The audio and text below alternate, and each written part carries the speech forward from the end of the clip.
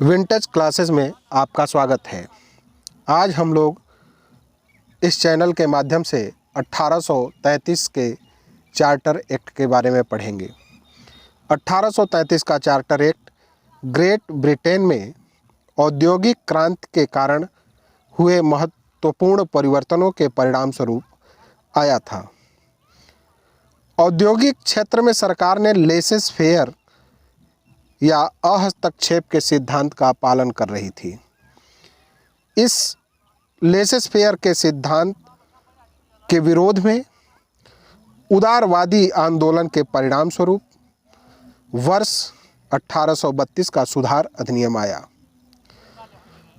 उदारवाद और सुधार के इस माहौल में वर्ष 1833 में चार्टर को नवीनीकृत करने के लिए संसद को बुलाया गया और 1833 का चार्टर एक्ट बना। 1833 के चार्टर एक्ट के तहत सबसे पहला जो निर्णय लिया गया, 1833 के चार्टर एक्ट के तहत जो पहला परिवर्तन किया गया वह यह था कि इसने बंगाल के गवर्नर जनरल को भारत का गवर्नर जनरल बना दिया, जिसमें सभी नागरिक और सैन्य शक्तियां निहित थीं। इस प्रकार इस अधिनियम ने पहली बार एक ऐसी सरकार का निर्माण किया जिसका ब्रिटिश कब्जे वाले संपूर्ण भारतीय क्षेत्र पर पूर्ण नियंत्रण था। अर्थात अब जो पहले बंगाल का गवर्नर जनरल था उसे संपूर्ण भारतीय क्षेत्र का जो अंग्रेजों के अधिकार में था उसका गवर्नर जनरल बना दिया गया। अर्थात अब जो है एक ऐसी बॉडी बनी 1833 के चार्टर एक्ट के तहत कि जो केंद्रीय व्यवस्था की ओर अग्रसर हो रही थी। लॉर्ड विलियम बेंटिंग भारत के प्रथम गवर्नर जनरल बने। यह प्रश्न बहुत बार पूछा गया है, बहुत सी परीक्षाओं में पूछा गया है कि भारत का प्रथम गवर्नर जनरल कौन है। गवर्नर जनरल एवं गवर्नर में अंतर है।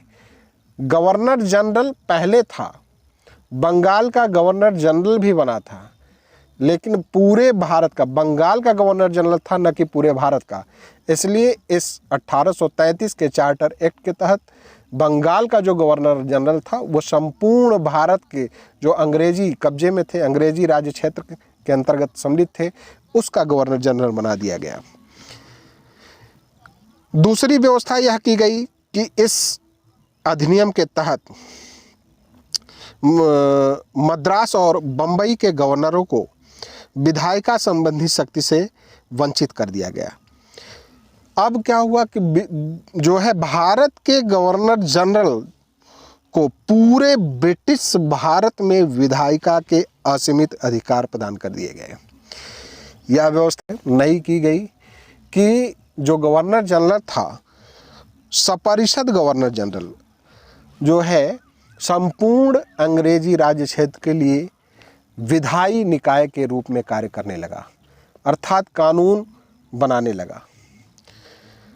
इसी अधिनियम के तहत एक विधि आयोग बना जो भारतीय कानूनों को संचित एवं लिपिबद्ध तथा सुधार करने के उद्देश्य से बनाया गया था। इसी अधिनियम के तहत मैकाले को विधि सदस्य के रूप में गवर्नर जनरल की परिषद में सम्मिलित किया गया। एक चीज और नया किया गया कि कंपनी के वाणिज्यिक अधिकार समाप्त कर दिए गए और अब उसे सिर्फ राजनैतिक कार्य ही करने थे। अर्थात इस अधिनियम के तहत कंपनी के जो चीन से व्यापार और चाय संबंधी व्यापार का एकाधिकार था उसको भी समाप्त कर दिया गया। गवर्नर जनरल को ही विधि आयुक्त को नियुक्त करने का अधिकार प्रदान किया गया। इस अधिनियम के तहत सिविल सेवकों के चयन के लिए खुली प्रतियोगिता का आयोजन शुरू करने का प्रयास किया गया। इसमें कहा गया कि कंपनी में भारतीयों को किसी पद, कार्यालय और रोजगार को हासिल करने से वंचित नहीं किया जाएगा। यह व्यवस्था 1833 के चार्टर एक्ट में की गई, लेकिन कोर्ट ऑफ डायरेक्टर्स के विरोध के कारण इस प्रावधान को समाप्त कर दिया गया। बहरहाल इस अधिनियम के द्वारा नियुक्तियों के लिए जो योग्यता संबंधी मापदंड थे, जो भेदभाव था, उसको समाप्त कर दिया गया।